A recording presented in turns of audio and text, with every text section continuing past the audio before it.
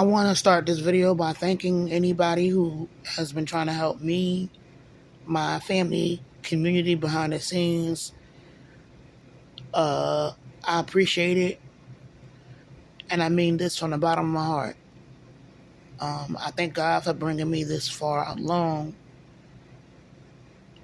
Um, Not only do I thank God for all the good that I still have, but whatever good that God has allowed me to do for others over the past few years, um, even while people still continue to condemn me.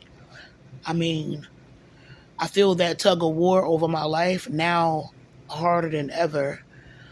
Um, as everybody may be aware, I've been having so many health problems that make it hard to either lose weight or keep it down. And I should feel safe because I have a surgery next week. I should feel comfortable and safe and at ease, and I don't feel that at all. And it's a lot less to do with the surgery and more to do with the fact that people like to do rituals, number one, and somebody who, a loved one, their birthday is like a few days after the 30th. And they pushed this up to the 30th. It was originally like the end of last month, but I still needed to get cleared from other specialists. Ironically enough, the stress test went well on the 26th of June. Again, like I've been feeling normal, and then I would say I think we had our brunch on May 31st. Our Latter-day Saints family reunion brunch. It was really nice. It was nice. The food was alright. The food was good. And I was with my two original missionaries, whose name I'm not gonna say, who I had around that time. Was ironic is I had just started really warming up to them. And I didn't think I could really connect with them the way that I did because they're from a different culture and they don't look like me and they're men. But to my shock and amazement, they made me comfortable enough to be open. And there's certain things that I've talked to them about that I would never even. It's a lot of black people, especially black women, who, believe it or not, I wouldn't even feel comfortable talking about. And it's because it just seems like, now I know some people hate me and don't trust me and whatever. That's their business, right? Even outside of the controversy that I have going on, I'm also speaking from observational experience and from listening to other black females over the years, their angst with this community and even with close relatives and, family members and friends. See, I'm from a culture where a lot of times if something happens that's bad and is traumatizing, you don't get to be traumatized. You don't get to say that this hurt me and I'm still dealing with the ramifications of it. You don't get to say that something happened that made you feel so disgusted that even after all these years, you're still trying to deal with the aftermath of whatever was bothering you or ailing you. Anything that might have broken your spirit or even, hey, took your innocence or whatever. It just seems like being this dark and being a black woman, even if you don't have a controversial reputation or whatever, even if you're not a target individual, you don't really get to be hurt around black people in general. You don't get to hurt. You don't get to feel pain like a normal human being. And knowing that, obviously it's not all black people, but you never know. Again, I feel like it's something in general. I don't only speak for myself when I say this. Even when I used to be in the chat rooms talking to other black females, I was surprised that I grew to trust them enough to tell them certain things, and even though they're not therapists, they're not shrinks or psychiatrists or whatever you want to call it. I feel like it was a blessing to be able to like study the word, but also open up about certain things. And in certain ways, they still have some type of lingering effect or impact. And the irony is, I was doing better with some of that stuff because I feel like I established a strong enough spiritual emotional connection to where people who are serious about this spiritual journey and this religious journey, they wouldn't just continue to look at me with disgust, like I'm a wretched thing, or like how people in my community, whatever a girl this dark can't get over is your fault. You don't get to be traumatized. That's just for the men and the boys. Whatever you don't get over, it's your fault. Or whatever happens to you that's painful, and it could be anything, right? Including but not limited to colorism, right? That's your fault for not being a superwoman. It's your fault, and don't nobody else have to adjust the way they treat you or their attitude or the way they talk about black females in general. I feel like that's the mindset or mentality with most black people. Hence the reason why some of the things I discuss with my non-black missionaries, all the way from the West Coast, that don't look like me, not the same race as me. Hence the reason why once I started to get more comfortable, I was able to talk to them about certain things, and it was therapeutic. In the process, they was able to see the person behind the madness, behind the chaos, behind all the rumors and bad whispers, the effed up whispers about me or whatever that I know it happens. It's started happening at the church. We had our brunch. Everything went. It seemed like everything went swell. But another reason why I don't know what to think about my surgery is because I've been underestimating just how dangerous people could be when you start doing better. And it doesn't always have to be financial, but that's one of the main things. Finance and physical appearance and health. And when I tell you right now, it's certain people that's so angry and very, very like disappointed that people came together to help me even get this surgery. People came together to help me change my doctors, to see all the specialists, to get clearance for the surgery. Some people are not happy about that. So much so that as I got closer and closer to my date, which is actually next week, I'm getting more attacks, back to back to back. And I'm out. So now I'm thinking like, wait a minute. And I'm thinking about the fact that it was rescheduled so close to my brother's birthday.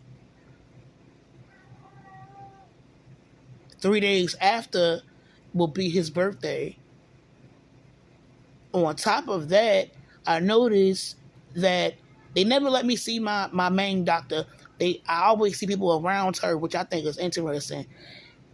Usually I get a follow-up appointment. It was no follow-up appointment. Although the surgery is in a different system. It's New Brunswick. The main doctors or PCP is at UMDMJ in Newark, New Jersey, not New Brunswick. I'm like, that's interesting. The doctor seemed like he didn't really know my history, which is unusual. But he did something that was kind of passive aggressive. Like he actually was like, I'm going to get some papers. It's going to show you the dates where you got to do this and do that, where you got to come back. And it's going to have your order requisition or your lab instructions. And after like almost an hour of sitting in here in the back, I'm like, "Where's the papers? I gotta go. I'm kind of tired." Oh, I mean, well, if you don't want to wait, we can mail them to you. Yeah, I prefer y'all mail it to me. But I thought it was interesting because I'm like, he didn't. I usually get a follow up appointment. Like, what if I have complications? You know what I'm saying? Like UMDMJ is right here in my city. It's right here in my UMDMJ is closer in my city, in between UMDMJ and the other hospital in Newark. I usually feel more comfortable with UMDMJ. But something that they had stopped doing, well, I don't know. The problem with my blood pressure that I've been having as I get closer and closer to the date of my surgery, it's not normal. It's not something that I'm doing. And my whole thing is the plan to end me during the surgery or after the surgery. Like I'm confused. Like, and whatever's been going on, like, it really gives me problems with my left artery or blood vessels in my left arm or whatever. Sometimes my fingers on my left hand, they turn kind of cold. My fingertips turn kind of cold. And a few nights ago, when I went to go and pee, it was like a almost like a red orange color. And then they said I had a lot of protein in my urine.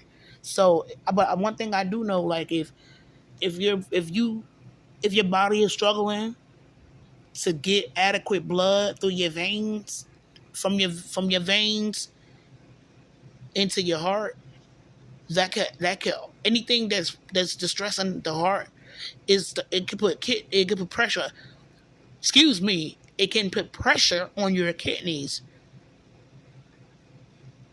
It's real slick the way this whole thing went down because, like, yeah. So I think, yeah, May 31st we had the brunch. That following Sunday, stuff started getting, what I'm saying? I didn't feel anything going on with my heart in church. That following Sunday, it was the Sunday after that, I believe I started to feel it. But prior to that, I would go to the church, and as far as my physical condition is concerned, again, and I think I spoke on it on my IG a few days ago. Unless I was already going through something physical, and it's usually like reproductive related, before I got to the church, I would feel normal. If I wasn't already feeling something before walking in there, I would feel normal. But now it seems like I feel normal until around 10:30 something in the morning. So I know it's something really funny and cruel and unusual happening. But it's interesting that I get this close. I get this close to my surgery, and now I'm having this problem. And it take a while for it to show up on like devices and monitors that, yeah, it's like it's too much pressure in my chest or whatever. That's the messed up part about it. But physically feeling like I'm getting ready to collapse and feeling lightheaded. Feeling lightheaded and like a little disoriented.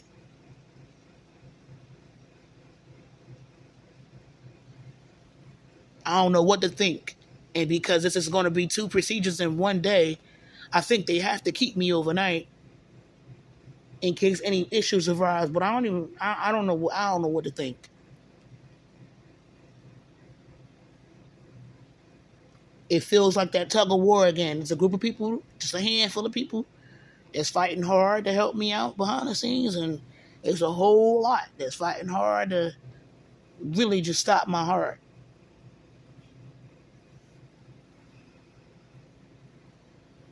And if for anybody who might got a problem with anything that I have to say or anything that on my mind, God bless you. You don't have to listen. Nothing that I do or say is for you. You ain't got to worry about it. You don't have to worry about it.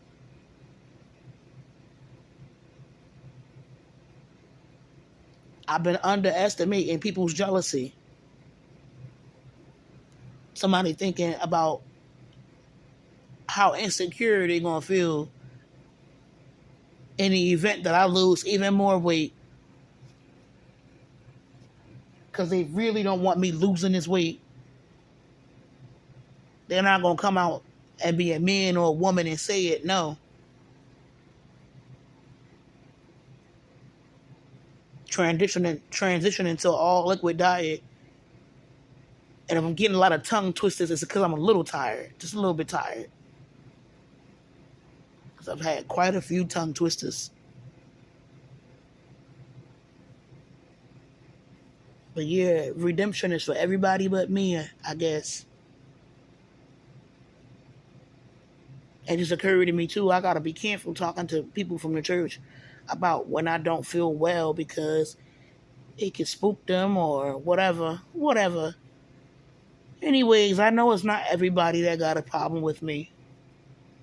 But them ones that do, they really like, I feel like sometimes they could really like bring me 100 feet back, or 200 or 300 feet back. Right after I got finished moving up like 100 feet. Anything positive I got going on really ticks these people off, and I've been feeling it physically.